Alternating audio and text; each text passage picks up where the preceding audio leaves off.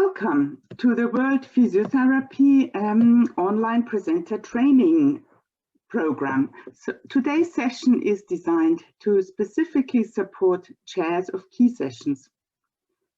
My name is Birgit Müller-Winkler and I am Senior Professional Advisor for the Congress. And I'm joined today by Helen von Dadelsen from Present Potential, who has also worked with us in preparing presenters ahead of our 2019 Congress in Geneva. We recognize that sharing online has different requirements, so we have adapted our training to meet this need. We will cover the correct characteristics of several session formats today, so therefore the webinar is likely to be longer than 60 minutes. So we hope that you will be available and around till the end of the session, and apologize for the short notice. So this just gives you an overview of your screen, and I would like to give a few comments on how the system works. So your microphones and cameras are off. We encourage you to ask questions at any time throughout the presentation. We will also have some breaks for questions, but you can ask them at any time. There's also the chat function, and you can also find the button at the bottom of your screen. Please make sure that you set this chat function to all presenters and participants, so that everyone can see what you put in your comments box. We will record this session for sharing later on, so people who are unable to join can catch up on this. If you have any problems, any technical problems, please send an email to info@worldphysio. My colleague Rachel, she will keep an eye on the inbox whilst we're running this webinar, so that she can help you out with any problems. So today's session is about sharing key Congress sessions. There's a few of them. So perhaps I would like to invite you to use the comments box, the chat function, to let us know which format you are sharing in. So to get a better idea, so Helen and I can see which session format you are sharing. So we will be talking about focus symposia, seminars, workshops, discussion sessions, and the inspiration sessions, which is a new format. So when I have a look at the chat, let's say chairing a focus symposium, someone says here, discussion session. Okay, so we've got focus symposium, discussion session, another focus symposium. So please share with all of us where you're sharing. And I can see from a few participants, it still says to all panelists. So if you could change your comments function to everyone, so panelists and participants.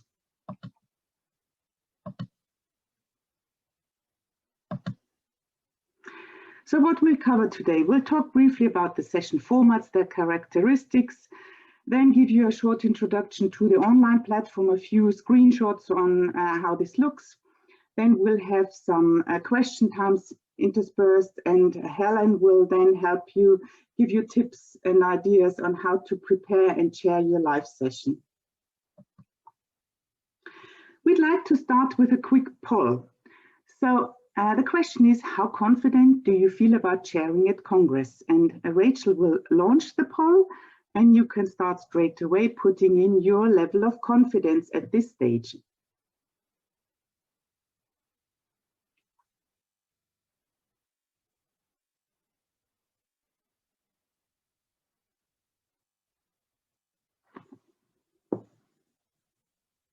So we have, everyone has given their opinion. So we have a good level of people that feel confident, 40%, 20% very confident, which is great. A few who are okay or not very confident. So I think we can close the results here now and then go back to the presentation.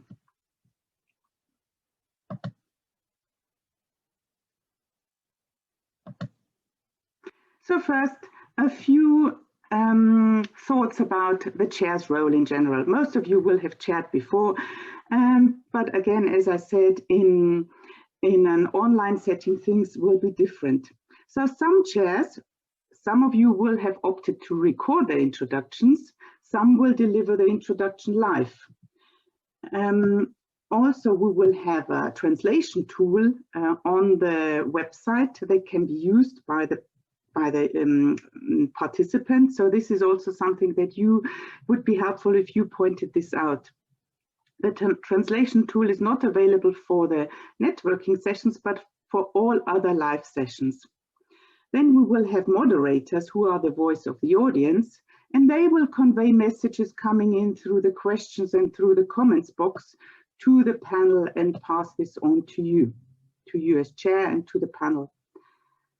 Also, what is really an important element to think about the transitions from pre-recorded content to live content, and the same vice versa. So how to introduce a pre-recorded presentation.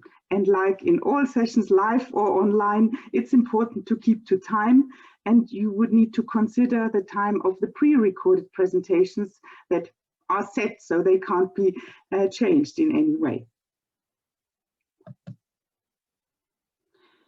So this is just a mock-up on how, for example, a discussion session would look like. So people will see the individuals taking part when there is no PowerPoint on, so it will be a head-shoulder shot, or on how you set your camera and have all speakers visible. There's different features. So there's, for example, the comments box, where participants can put in comments like where they're from and which time zone they are, other informal chit chat. Then there's the questions box, where people can put in questions for the panel, for you to address, that are really related to the topic. We know by experience that sometimes participants will not stick to these two characteristics of the buttons. So the moderator will keep an eye out on both of these elements in both of these sections. Then there's the translate button, which we ask you really to point out to participants so that they can use this whilst they're watching your live session. So people can either have a transcript in English, so that they have a written accord of what's being said, or they can choose from up to 19 languages. And there's also another important button for you to make participants aware of, which is the evaluation button. We had this in Congress before. The Congress app previously allowed for evaluation. Now everything is on one page, and participants should ideally really evaluate each session, because this will be really helpful for us, for you as the chair and the group, to have feedback from the participants. So going through the individual session formats that we have at our online Congress. So things to look out for in a focused symposium. As I said, will there be a live introduction, or will the first presentation be played straight away? Something to think about. Will there be one presentation played directly after another, or will there be live elements in between, a few questions or poll in between? So the session structure that you provided to us, you as chair, we asked all of you to provide a session structure, session order. This will guide the technical director. So he or she will take this information to go through the session. And as I said, the smooth transition from pre-recorded content to live content might be something new for you. I mentioned moderators briefly. So we are providing a trained moderator to review and pass the questions to you as the chair and the speakers, so that you as a chair, you do not have to monitor this as well and keep an eye on the comments and question box. So the moderator will help you with this, so that you can focus really on your team, on the presentation. The moderator will also handle polls. that you have set up, and he or she will display the results. And then with any session, the chair will close it and have some wrap-up comments. A seminar might be similar to a focused symposium, but a bit more interactive, we hope. So for most, we anticipate a live introduction from the chair to introduce the topic and speakers. All speakers will be live on camera. And then the recorded presentations will be taken either in a block or again broken up into segments with Q&A and polls in between. So what I saw so far, there's a range of models on how people will present these seminars, which is great. So there's a variety of these seminars. So what for you to look out for? Think about the timing for your polls. So they can only be conducted during the live elements, obviously, not whilst the recordings are playing. And again, think about the smooth transition from pre-recorded to live content. The same applies here, so there will also be a moderator available to convey the questions from the audience to the panel and to you as the chair. Polls are a great tool to engage the audience, so I can only encourage you to use this function if you haven't considered this. There's the 26th of March, by which we will need to have all poll questions that you're planning to use.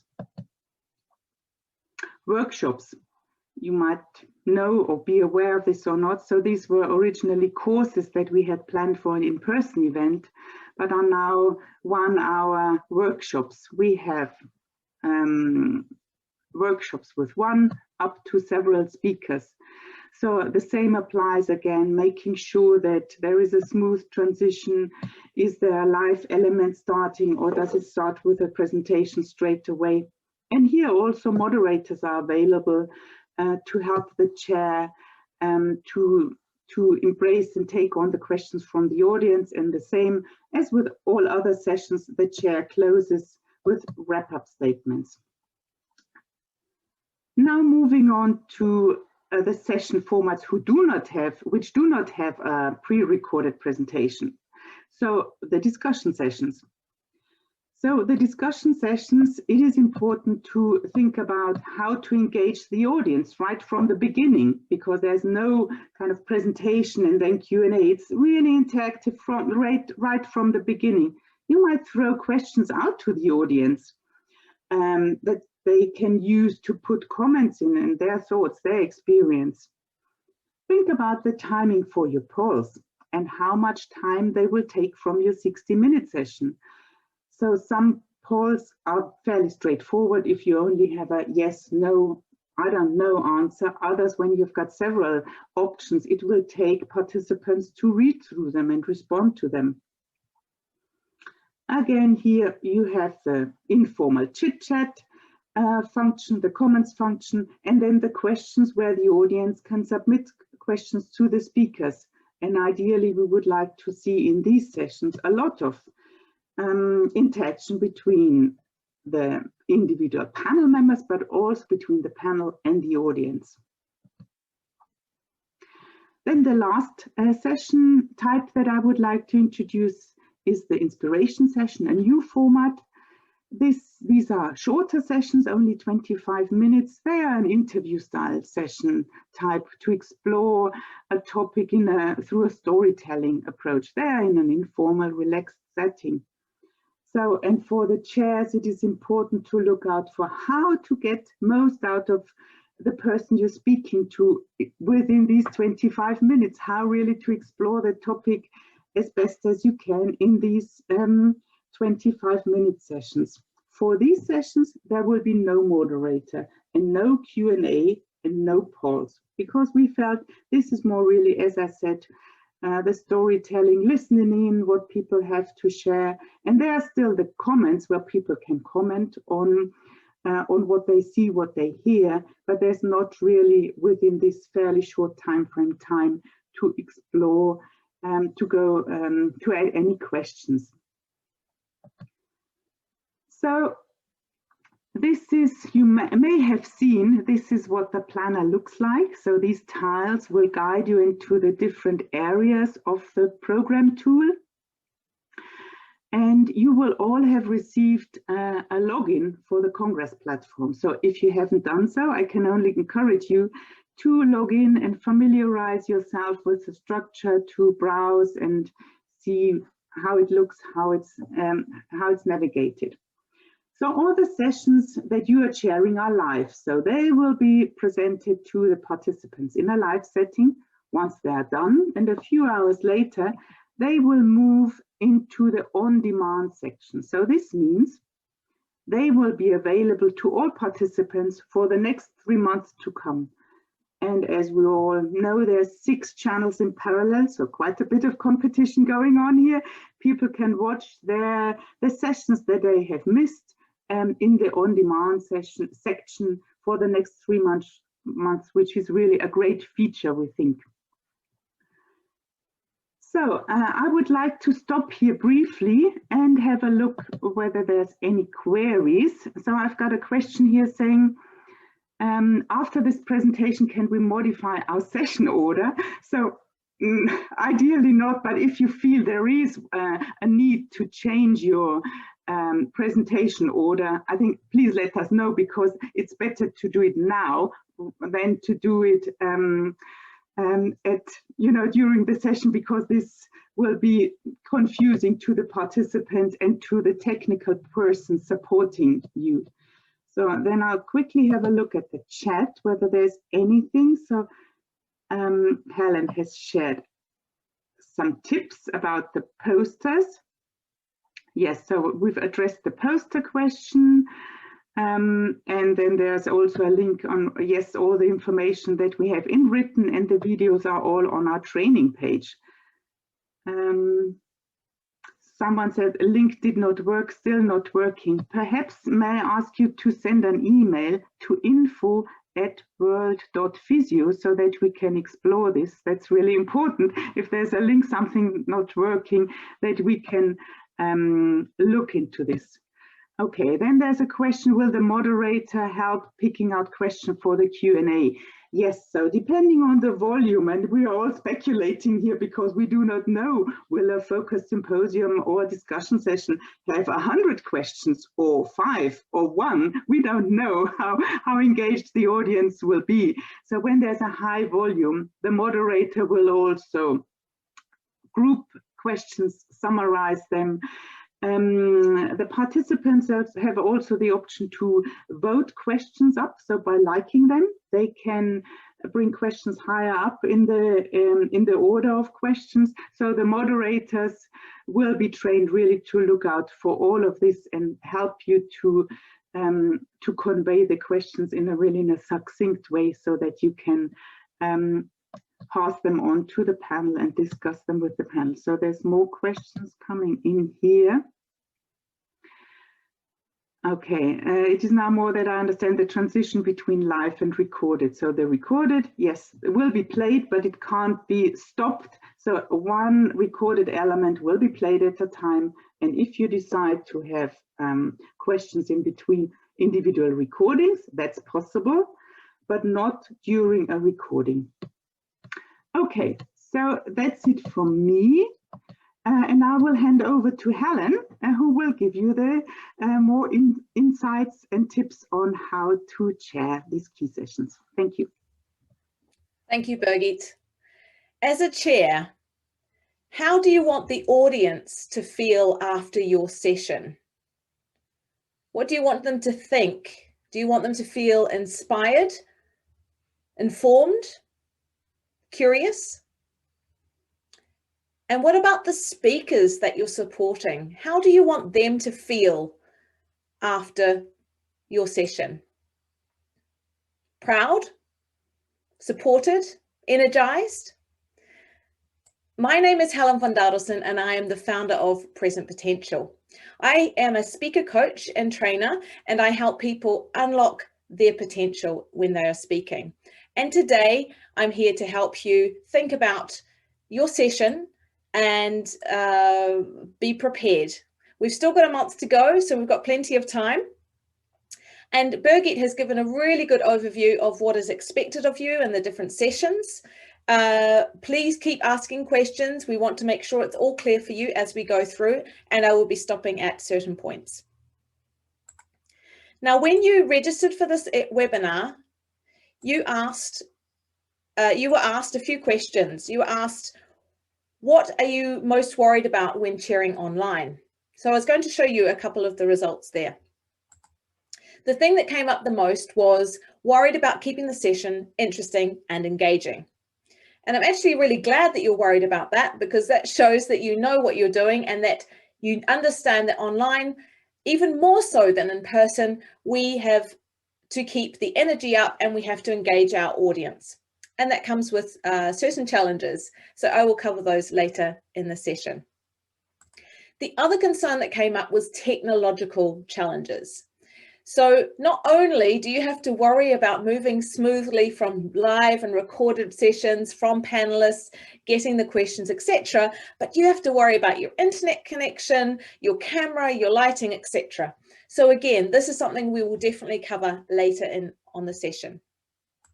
And the third highest rated concern from you was how to engage the audience. Again, I'm actually really happy that you have brought up this issue, because it is harder when we're speaking online because we don't have any feedback from the audience. How do we keep it moving and engaging and keep the energy up so that they are interested and want to hear what we're saying? So again, I have some tips on how to do that. Today, this is what I'm going to cover. First, I'm going to talk about how to prepare. What things should you think about in advance of your session? And that's really crucial. We know that, what's the proper preparation, something about performance. I can't remember the saying. So but it's really important. There are things you can think about in advance that will help make your session excellent. The second is interaction. How do you engage the audience? What options do you have? What questions can you pose? So I've got some ideas there. The third thing that I will talk about is control. Yes, you are the chair on the session, but especially in the online world, you need to control a lot of things as we go forward.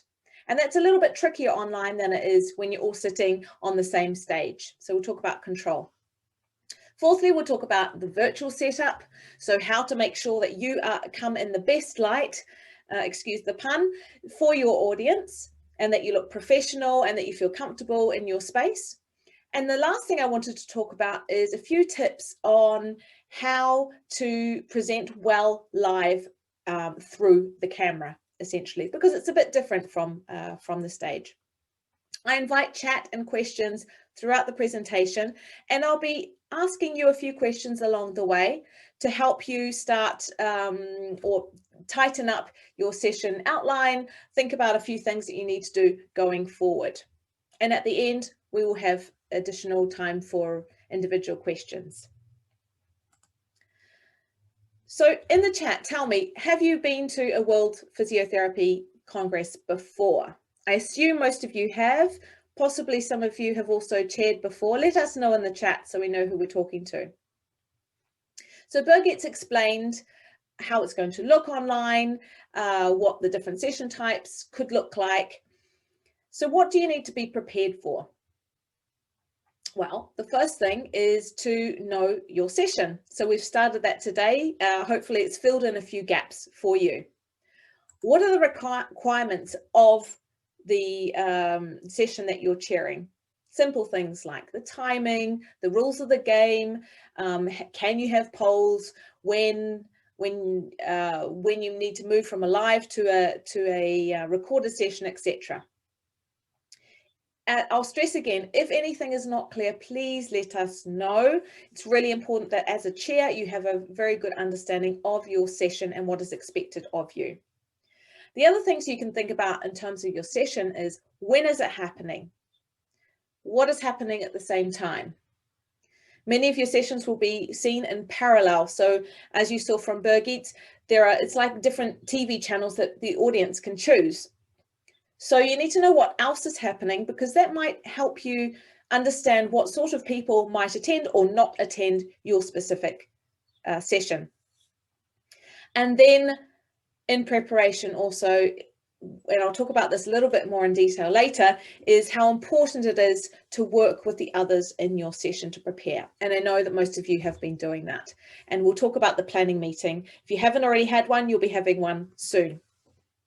So we know the session. Next, we need to know the speakers. And most of you have already had contact with them if you've not even chosen them yourself. Think about what are their specialities. Also, you can think about what's something different about them, unusual about them, or interesting about them. The better you know the speakers, the better you'll be able to present them, the better you'll be able to field the questions, etc. And with the speakers also, what are their key messages?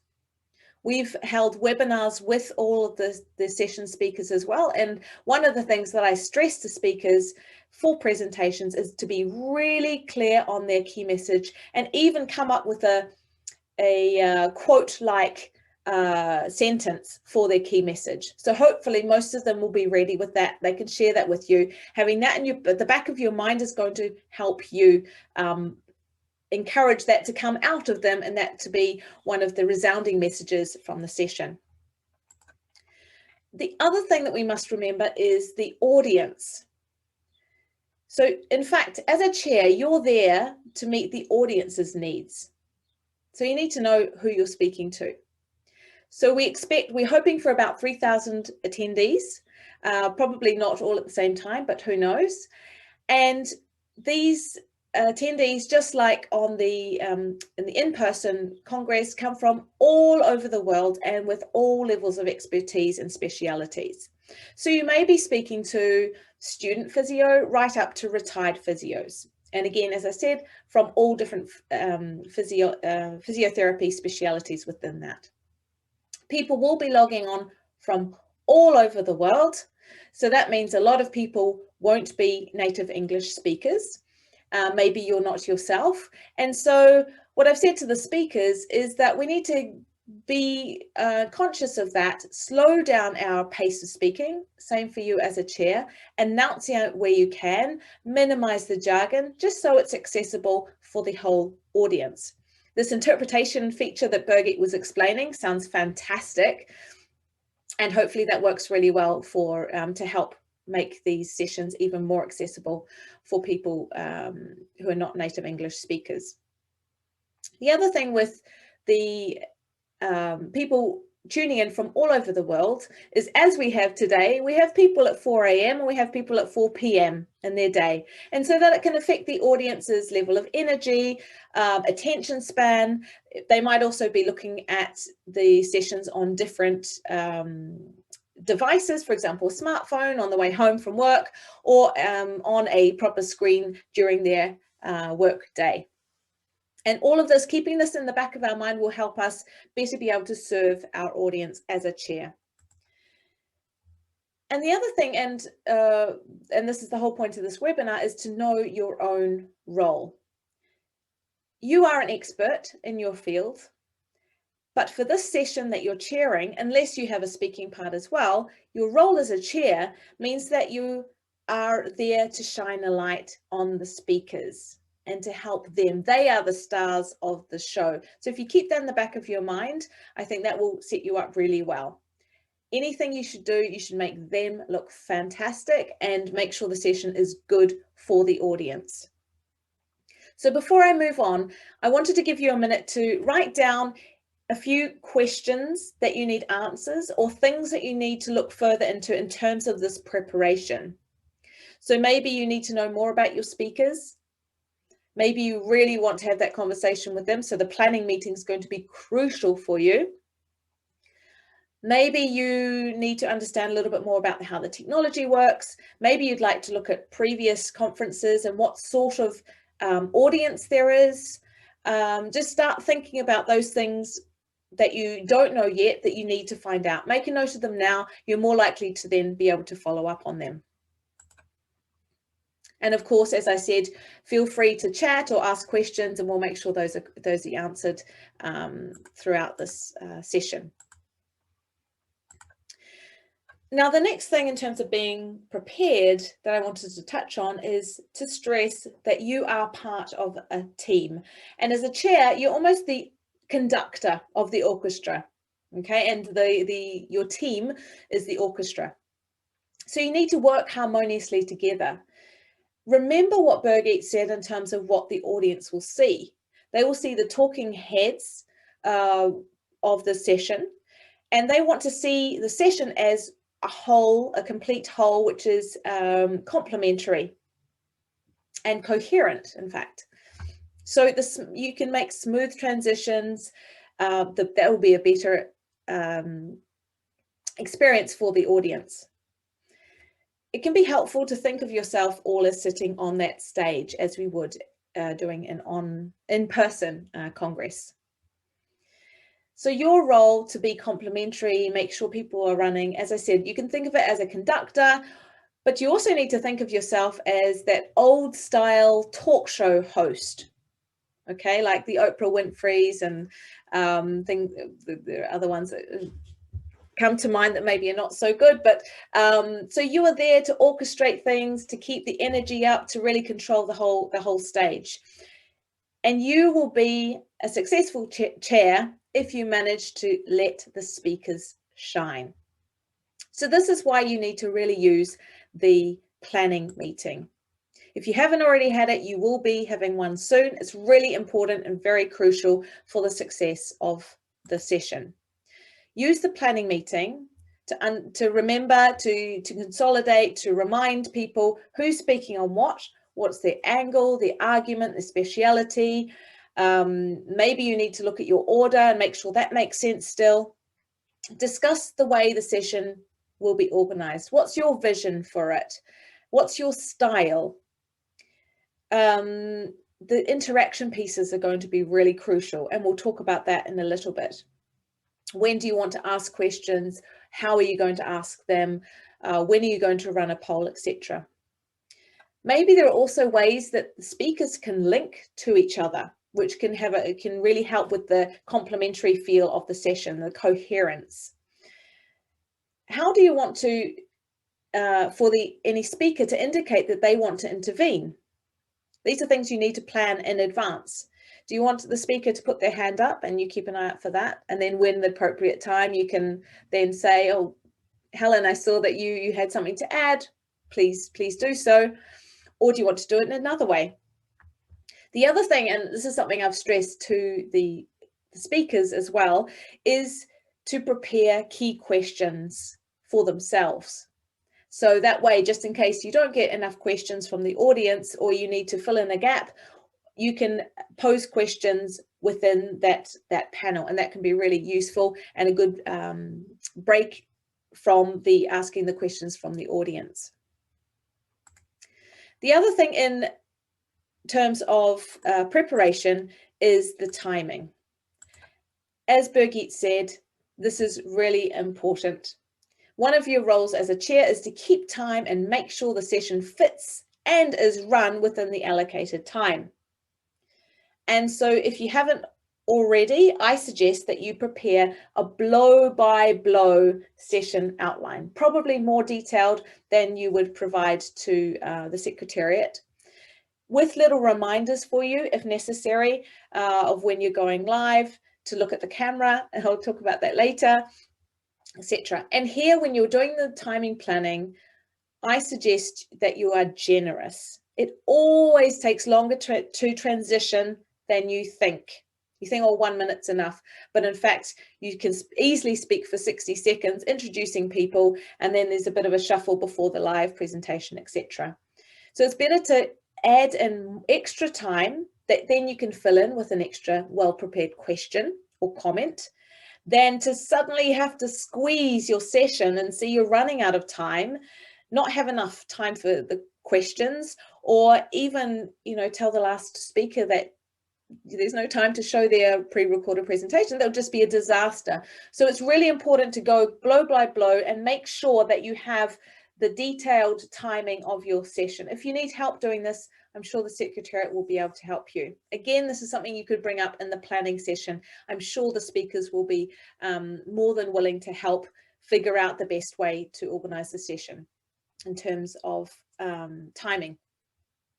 And in terms of that, it's really important that all of the speakers have a clear idea of when they're speaking, whether it's recorded or the live part, so that it's clear for them way before the session. And then you can again iron out any particular concerns. So the other thing that we wanted to talk about is interaction. So we all know that speaking online is a little bit different than being in person. You don't have that feedback from the audience. You're not sitting there next to the panelists. You can't sort of just nudge them. And if you see that the room is feeling a little bit energy low, you can pick it up, etc. You don't have that luxury on the online. What is good to think about is that it's different from being in person. When we're at the Congress in person, we have dedicated time for that event. We've probably taken time off work. We've got our out of office message on. But in a virtual event, chances are most attendees will be trying to fit in as much content as they can within an already busy schedule. So that means that we need to lift up our energy even more and be more engaging and more energetic than we would in person. The other thing is that the audience may have other things vying for their attention. For example, the phone ringing, someone coming to the door, children to look after, dog to put out, for example, so lots of different things within their space. So again, keep it lively and engaging is really important. And the best sessions are those that make the audience feel involved, are interactive. So as Birgit already said, you have until the 26th of March to submit the polls that you want to run. And polls or another activity is a great way of engaging the audience. There's benefit for them being there live. They're more likely to learn more from you and enjoy the session more. So what can you run a poll on? Well, you could get an opinion on something. For example, do you agree that online chairing is more complicated than in person? Write agree or disagree in the chat, for example. Okay, that's one way to wake up the audience. They have something to do, they contribute to the session. And then you can look at the feedback as it comes through and make comments on it. Another example. What out of the 4 options do you usually use? Do you usually use approach A, B, C, or D? Answer in the poll now. Or you could give a patient case, like a case study, and you lay out the situation, then you say, or maybe it's from one of the speaker's presentations, and then you can say, how would you approach it? And you can get the feedback there either in a poll or a chat. So the poll always needs specific one-line answers that people can choose their highest option, like we did at the beginning of our session. And the chat you can leave for more open field, but then it's more difficult to field the answers coming back, but it's an option. Maybe you want to get the audience to commit to doing something after your session. So as a group, with the panelists, for example, what are the questions you want to be asking the audience? What do you want them to walk away with? So again, these are things that you can do. This is not necessarily an activity during the session, but for them to carry on afterwards. There are other ways of being engaging online as well, and we can do this in person very well as well. So for the panel, if you have the opportunity to speak to the panel as one, you can do a quick fire question. For example, sitting or standing? And then, you go down the line, sitting, sitting, sitting, standing. That's probably the opposite for physiotherapists. Okay, this or that. You give 2 options. Or in 3 words or less, what do you think about that? And then you go, Mary, Jonathan, Tracy. Or you can do what's called a paddle quiz. And this can work really well online as well. True or false. So you have a statement, true or false, and you get people to say true or false. Or you can get, actually, if you want to be even quicker, you can get them to use thumbs up or thumbs down. So you make a statement, you ask a question, and you get each of the panelists to go up or down. And maybe there's one that is the opposite. Everyone's thumbs up and there's one person who has thumbs down. Maybe that gives the opportunity to go to that speaker and say, you know, you don't agree with the rest of your panelists, can you explain? And that's a great opener for further discussion. And these quick ones to the panel can be great as fillers. Really useful when, for example, there's sometimes a lull as the questions come in. So you might like to fill with a quick fire question as the moderator is looking and fielding those questions. So for the focus symposia and seminars and workshops, you have recorded elements and live. And as a chair, you can't do much about the presentations. I imagine they are fantastic, but they're recorded, they're out of your control. But you can have a lot of impact in the live sections. So what I suggest is, wherever possible, after a presentation that's recorded, you would then engage the audience, ask for feedback. You can comment on your biggest takeaway from the presentation. And by planning these really smooth transitions, you will naturally keep up the engagement and the energy, and it will feel more like a coherent session and less jarring, because a recorded and then a live can be a little bit awkward. And so it's for your job to hopefully transition smoothly between those. For the discussion sessions, here again, you want to make sure everyone's voice is heard. You don't have any recorded, so you just have the time with your panelists. One way you can make sure that you get everyone's voice is to limit any intervention to 2 minutes. And so you give the space for panelists to give that one nugget of advice or insight, and then you can pass it on to the next speaker. And maybe you can go back, if someone disagrees or has a slightly different point of view, you can ask for explanation afterwards, after you've got the general consensus or the general idea from each of the panelists. You can also use, as I said, the quick fire questions to break up longer answers. So rather than, it just changes the rhythm. So you could have a longer question where people, the panelists are invited to have a 2-minute intervention, for example. And then the next question, you could have a quick fire or a thumbs up and thumbs down. And that just, again, changes the pace. And changing the pace is very good for keeping sessions engaging. And you can obviously intervene that with fielding questions from the audience, or running polls, or getting the audience to interact with you as well. Now, for those who are chairing inspiration sessions, these are a little bit different. You are essentially an interviewer. So think of yourself a little bit like a journalist. You have longer, so you have 25 minutes to interview longer, I mean, with just 1 or 2 people. But what's really important here is to try to break up a monologue. I'm sure your experts who are in the inspiration sessions could speak non-stop for 25 minutes, but for the audience's sake, it's probably more interesting and engaging if you're able to break up that monologue with a question, some sort of dialogue. Okay, so work closely with the speaker to figure out what their key messages are and how you can help them by posing relevant questions along the way. Remember, for the inspiration sessions, it's not a lecture, we're looking for a story, a narrative. And so as a chair, you can really help the speaker to come out like that. So take a minute now. What interactive element have you already included in your session? And is there anything that I've given you here or has just popped into your mind that you want to integrate or want to look into further? Again, write it down. You're more likely to then act on it if you write it down rather than keep it just in your head. When would good interaction work? Would these quick fire questions work for you, or the thumbs up, thumbs down?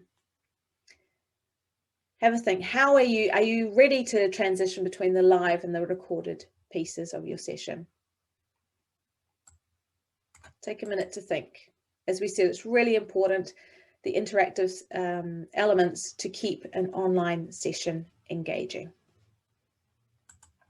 Just going to pause here and make sure there are no major questions.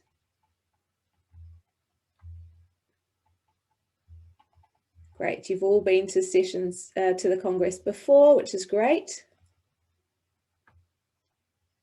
Charlotte asked about practice rehearsal sessions. So I think Birgit will answer that later. Yeah, good. And okay, and yes, John, you've asked a question, and Birgit will answer that. We are recording today's session, so you can definitely refer back to it, and we'll see for the sharing of the PowerPoint slides as been asked. Okay, so we've done our planning. We know what session, about the speakers, about our role, how we want the audience to think, feel, etc. We've talked a little bit about how to be engaging, what interactive elements we could include, things to think about. The other thing I wanted to talk about is control. As I said, you are the conductor, which means that you do set the rhythm. A couple of points you can take here. Really important how you open and close the session. You are the first person usually, unless you've got a recorded presentation first, but usually it will be the chair opening the session. You set the tone for the entire session. So here you want to be full of energy. You want to create a mood of positivity. You want to grab their attention. To do this, you could ask a rhetorical question. You could state an interesting fact or a staggering statistic, or you could test the waters by running a poll straight off. So you saw Birgit asked a question at the beginning for a poll, which was about confidence levels, and we're actually going to finish the session with measuring the waters again there to see how you're feeling after this session. So something like that could be really effective. You know, how do you feel about this currently? Then you get the experts to talk, you run your session, and at the end, you could ask the same question and see if there's a change. That could be a good one. So as I said, you need to set the tone for the session when you open. You want to be kind, generous, enthusiastic, energetic. And that takes quite a lot of energy, and you need to think about that in advance. Then when you introduce each speaker very briefly, when you do, because the audience has access to full bios about each of the speakers, what we suggest is that you are very brief and you give the audience the impression that this is someone that they should be listening to. You establish credibility, highlights only, and when you're doing the opening, you can explain the range of speakers that you have if you've got speakers from different areas, for example. You really want to set them up for success. And one request I have in terms of introductions for speakers is not to say, Helen needs no introduction, and then explain who Helen is. That doesn't make sense, and it actually diminishes what you're saying as well as that speaker. So don't assume people know who they are. Try not to use that phrase. It's a bit overused, and it doesn't really set the speaker up for success. In the opening, you can explain the value of the topic to the audience personally, as well as to the Congress at large. Why should they pay attention to the session? So in the session, you will learn or hear about expert opinions on da, da, da, da, da. Be clear about that so they know what they're getting themselves into. And the introduction, the opening, needs to be short and tight. Therefore, my recommendation is to write it down and practice it. This is the only thing you write down. Write down a really nice, tight introduction, making sure you cover all the points that you need to. It's worth it. And then practice it before you're going live. So in terms of your opening, is there any particular idea that's come to mind as I've been speaking on how you can open your session? Remember, you're a TV host. You don't get the TV host coming in and saying, good afternoon, everyone. Today we're going to talk about this. No, you get something much more than that. You grab attention.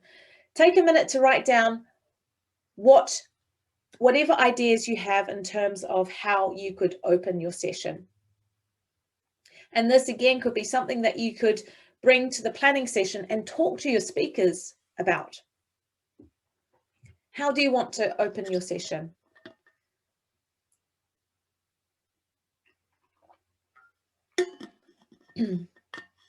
Just as important as your opening is your closing. This is the last thing that the audience hears. Here I suggest that you prepare a 3-point summary of the session.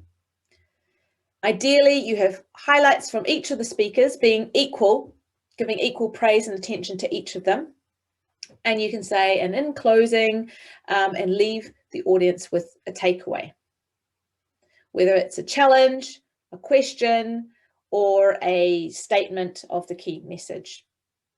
You can also thank all the participants, panelists, and again, you should prepare this in advance. You can close really strong. Your last sentence should be something that they will remember and take away with them. Now, one thing in terms of control that I've seen done well and not so well online is having clarity when you explain things. So to keep control of the session, you need to be clear and give clear instructions during the session. Explain how the session will be run, how participants can interact. And this is some of the stuff that Birgit was talking about in terms of how to use the chat function, the question function, the interpretation function, as well as give feedback after the session as the evaluation. But it's also in terms of how you're going to manage your panel. So as I said, you're not sitting all together on the stage. You can't make subtle eye contact with someone across the camera. So be clear on who you are asking a question to. Usually in an in-person session, you could say something like, maybe someone wants to take that one to answer that question, and you'll have someone easily able to jump in. Online, it's more tricky. So what I suggest is you're quite specific. Jenny, could you please give your ideas on that? I'd love to hear from Michael now. Okay, so be really specific so the speaker is aware that now it's their time, and that's going to avoid that awkward, unmute myself, mute myself. Also for the technical staff behind the scenes, this is going to be much easier for them to follow if you're really clear on the instructions. Same thing when you want the audience to do something. Be specific. Is it in the chat that you want them to say something, to do something? Is it in the poll? Maybe it's on their own. So they'll all be muted, and so maybe you want them to, I don't know, do an exercise, for example. But be specific when you tell them, and tell them in advance. You know, shortly I'm going to open a poll. I'd like you to answer, blah, blah, blah, blah. Or I have a little exercise for you. I invite you to do that in your own time, for example. Or, you know, a great one is in a few moments, we're going to open to questions. If you have a question, please use the Q&A function. And then while we're receiving questions, I have a quick fire question for the panelists. And that helps the audience prepare, and you're more likely to get more questions from the audience because they have time, they're able to prepare, etc. And you give them the space to write down the question. Again, sometimes it might be useful for you to write down instructions that you need to do. Keep them clear and concise.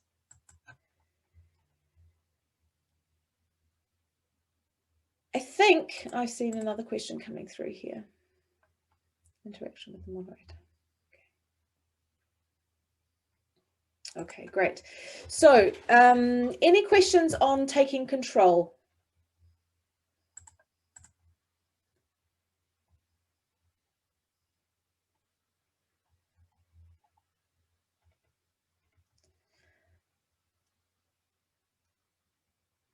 As I said, the more preparation discussions you have with your speakers, the less awkward this whole situation will be. If everyone knows the rules of the game, then it will be much smoother, and you'll be able to keep control easier.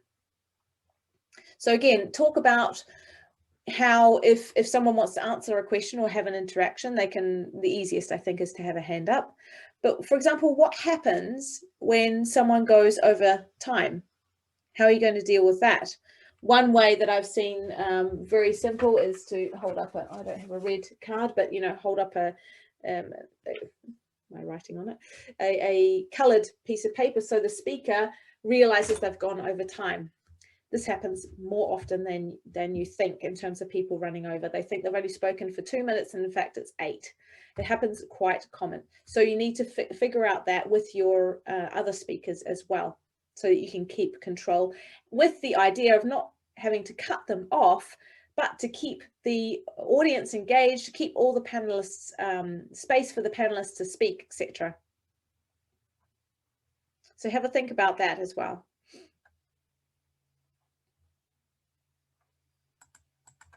Okay, I didn't see any other questions come in. If anything comes up, happy to answer it later. Now we move on to the technical setup. This was a particular concern from some of you in terms of, there are other issues that we need to worry about, not only our panelists and the audience, but also, how we're set up personally.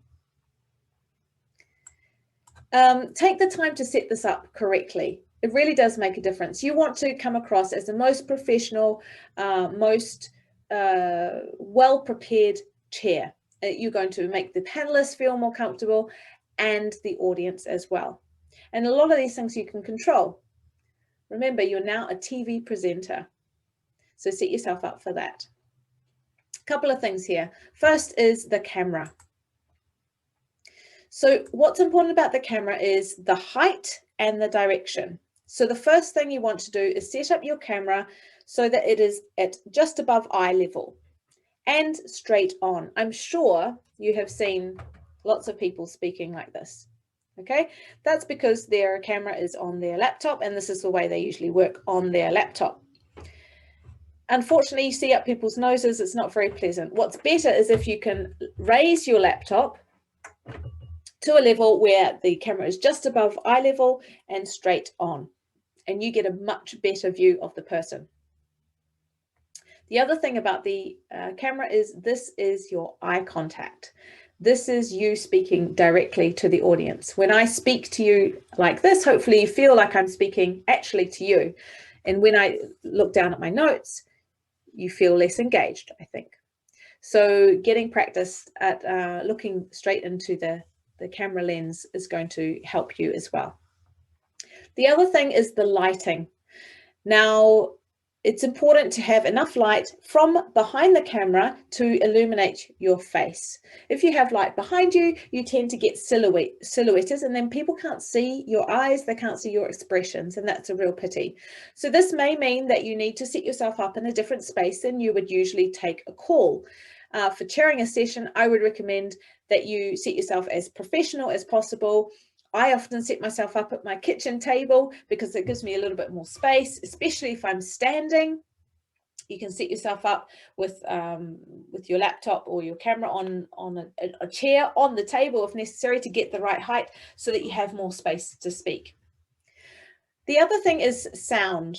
So the microphone and the camera from your laptop are probably okay, but it's worth checking them in advance and asking around to see if you can borrow a better quality camera as well as microphone.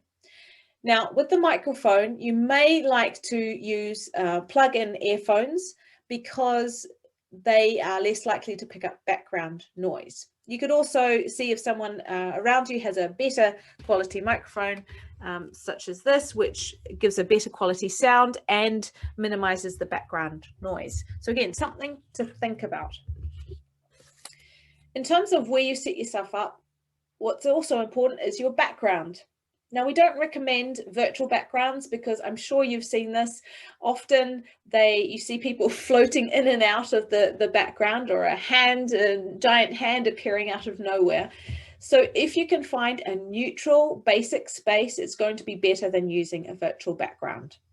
That's just one tip. You want to have something quite neutral behind you, not too much clutter, not too confusing. For example, my space here is not ideal because I have funny angles. So usually when I'm speaking at a congress or something like that, I would have a I would, as I said, move to my one of my spaces downstairs where I have a plain white wall behind me.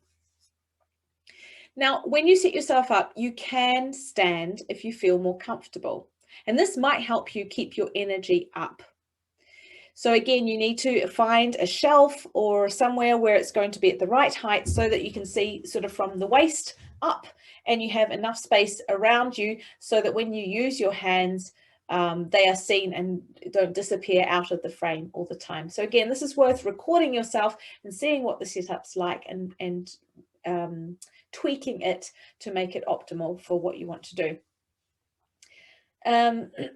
What you want to wear. So you are the chair, so you should look professional, but you should also feel comfortable.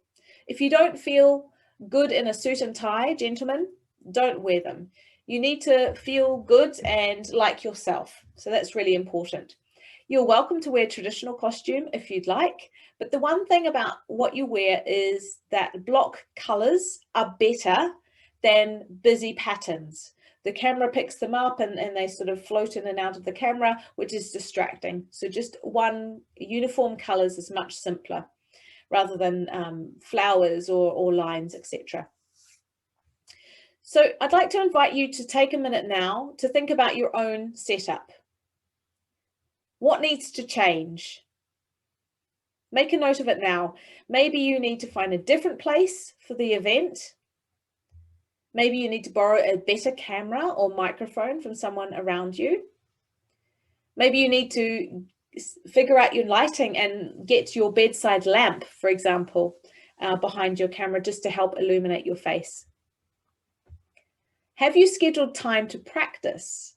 Now, this is interesting because a lot of you and most of you won't have any won't be speaking, so you're just facilitating the session, but still I recommend that you should be practicing those first few words that come out of your mouth, the opening and the last words. Practice giving direct instructions to your speakers, and you can do this on your own. You can do it with colleagues. You might want to ask help from a friend or colleague, or organize an extra session with your speakers if they're available to practice some of these elements and make sure everyone is set up and they're used to raising their hand or unmuting themselves, etc., as you do the transitions.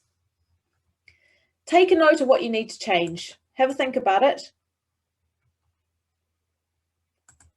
The other thing is practice. So most of us are getting more and more used to speaking online, but it doesn't necessarily come very naturally. And so you need to practice speaking to the camera. You need to practice keeping your energy up, even when you don't get any feedback. I've been speaking for, almost an hour now with seeing a little bit of chat and that's it. And I have to keep my energy up from myself because I don't have any other feedback to help me do that. So you can practice doing that over the next month. You have a month now before the Congress. Take the opportunities that you have to speak online to do them in the best situation in terms of your setup, and think about speaking to camera, etc.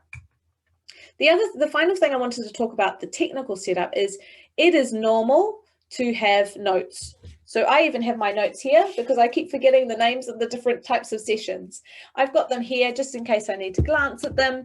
That is fine. Ideally, you have them somewhere where you can glance at them, either on your screen or on your desk, and then written big enough so that you don't have to squint and try to find the words, and so that the audience doesn't see that you're referring to your notes. Okay, another little tip. Do we have another? Yeah, I see some people have to jump off, understandably. Now, the last thing I wanted to talk about, and it's just a little bit of an extension to the technical setup, is live presenting. Remember, people want to see you. You're going to be the TV show host. You will be seen by the audience, and you want to make sure that they're interested in listening to you. So as I said, practice speaking to the camera. It really makes a huge difference. You may want to put an arrow near your camera or a soft toy or a picture behind it to remind you to keep going to there as a default. Remember that even when you're not speaking, this is a good one, if you're not speaking, the audience can still see you a lot of the time. So now I'd like to hand back to Birgit, and she's going to tell us about this. Please leave your phone alone. I know this is probably basic stuff, but it does happen more often than not. You do not want other people to see that you're switching off. You want to always be engaged, look interested, look into the camera, smile, nod, no frowning or being confused. If you're on camera, you're on camera, and you need to pretend that you're still sitting on that stage with the other panelists throughout your session. Are there any questions on keeping up your energy, live presenting, how to set up your camera, your sound, your lighting?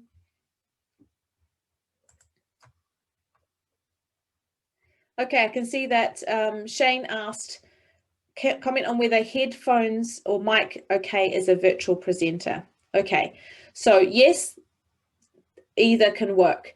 Basically, what you want with your microphone is for it to pick up your sound clear as possible and minimize any background noise. So as I said, the laptop has an okay microphone usually if it's a modern laptop, but you may want to instead have a plug-in headphones, or even the ones that go in your ear, just to minimize the background noise and make sure that you're heard clearly. So what I recommend is that you try different options and see what works better. You can record, you can set yourself up for a simple Zoom recording and try them all and see which one works better for you.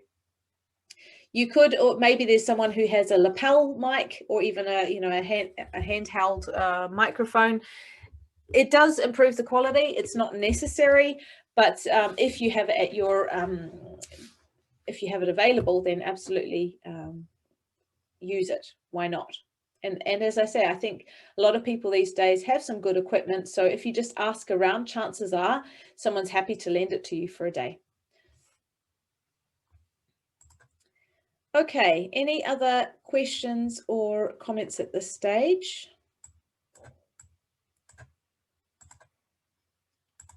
Don't think so. Oh, there's another question coming up. Done. Okay, good. Now, as I said, we will stick around to answer any other questions that you have. But I wanted to remind you what I did at the beginning of the session. I asked you how you want your audience and your speakers to feel after your session. Do you remember? I don't know if you thought about it, but how will you ensure your audience and speakers feel the way that you want them to? So for doing that, I'd like to ask you, what did you learn today? In the chat, can you tell us one thing that you would do differently in sharing? What's your biggest takeaway? Maybe there's something that you thought, oh gosh, I have to stop doing that, or I'm going to start doing that. Tell us in the chat your biggest takeaway from today. What did you learn? What are you going to do differently this time than maybe you were planning to do?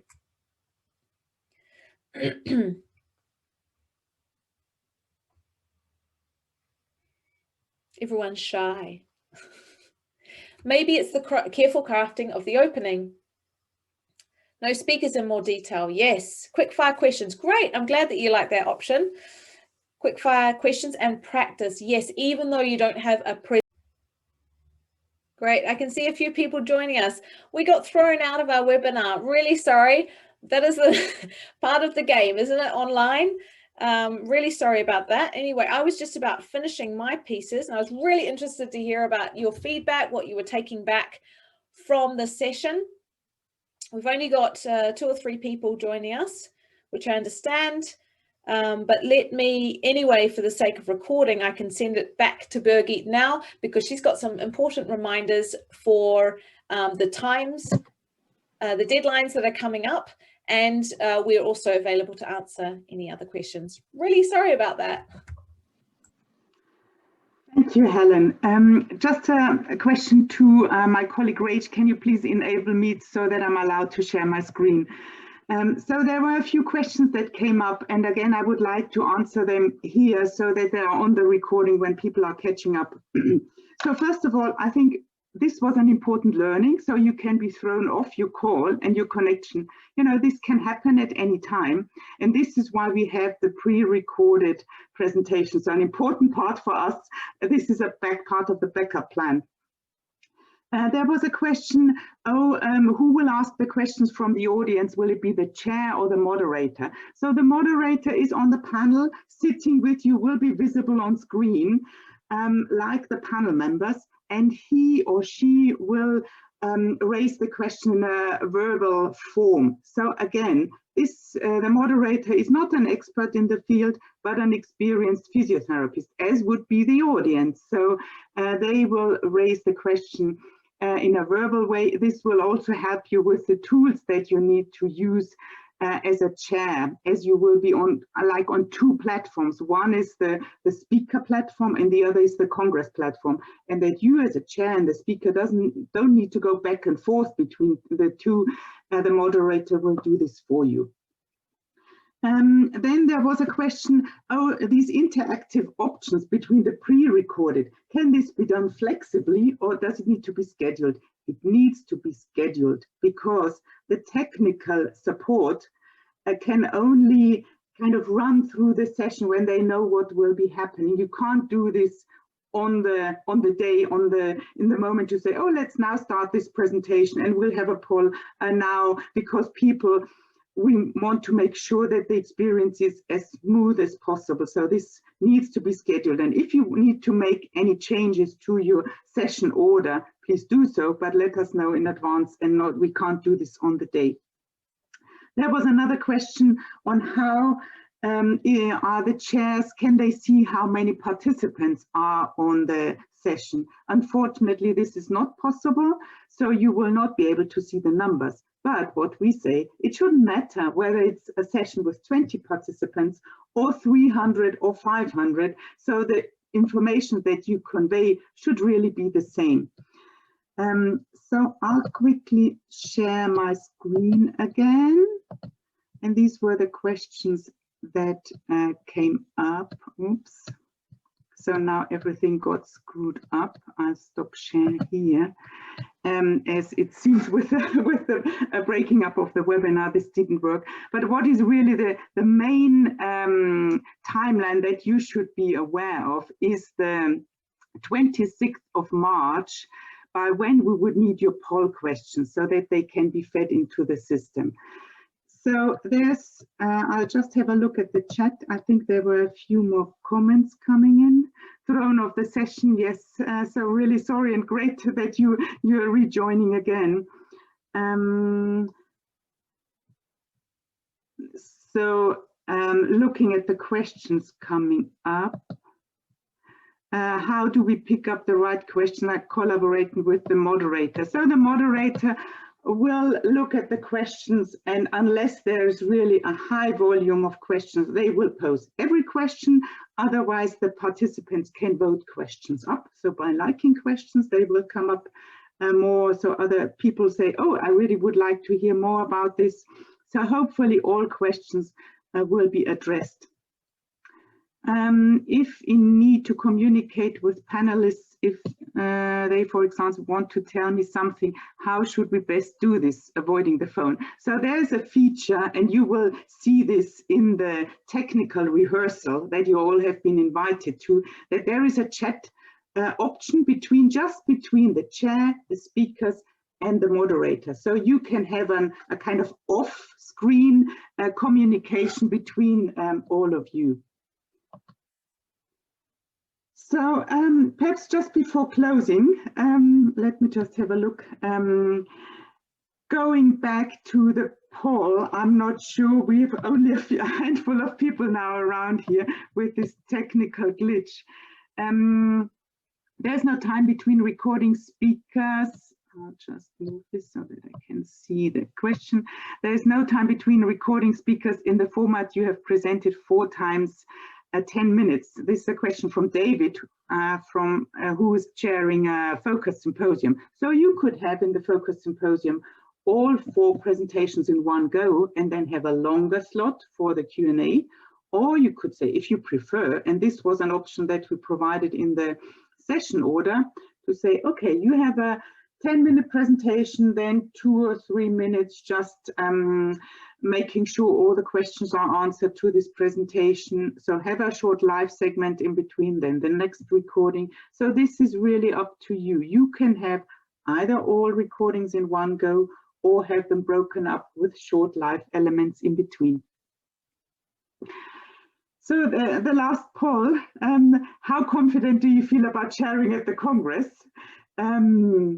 If you'd like to give your opinion on this one, and I'm aware that we've lost quite a few people, but then again, this is what can happen at an online event, and you need to deal with it somehow.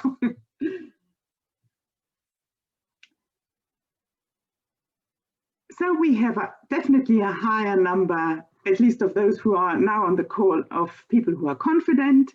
There are still a few saying, okay, but perhaps with the tips that Helen gave you, this will help you, to practice and to prepare for the session accordingly. So just looking whether there's any more questions. I don't think so. So it's really for me to say, thank you, Helen, for all the tips. Much appreciated, and we really look forward to you all, delivering your best at an online setting. If there's any other questions that you have, you can always drop an email to the office and we will respond to that to make sure that you've got all the information that you need. Thank you for tuning in. Bye-bye.